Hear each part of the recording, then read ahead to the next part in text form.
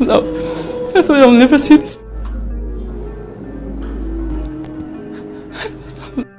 এবার আয়নাঘরের ভিডিও সহ আয়নাঘর নিয়ে গোপন খবর ফাঁস করল ব্যারিস্টার আরমান।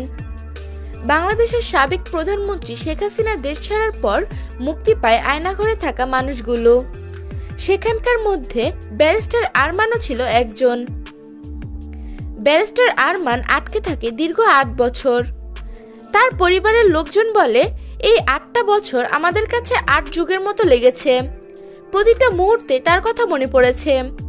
দিনটা কত দীর্ঘ হতে পারে সেটা আমরা প্রতি মুহূর্তে ফিল করেছি। সেটা কাজে আমাদের কাছে 8 বছর শুধু 8 বছর না, 8 যুগ মনে হয়েছে।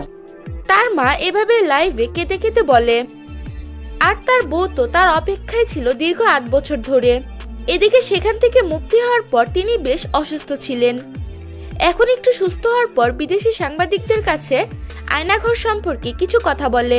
আয়নাঘর সম্পর্কে অনেক কিছুই বলে তিনি বলে, গভীর রাতে শুধু বাচ্চাদের মতো কান্না করার শব্দ পেয়েছি।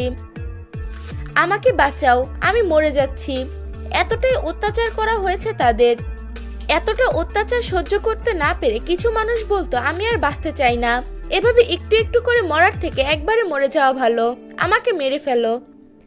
এতটাই অত্যাচার করা হয়েছে আমাদের। প্রিয় ভিউয়ার্স, ব্যারিস্টার আরমানের কথা নিয়ে আপনার কোনো মতামত থাকলে অবশ্যই সেটা জানিয়ে দিবেন আমাদের কমেন্ট বক্সে।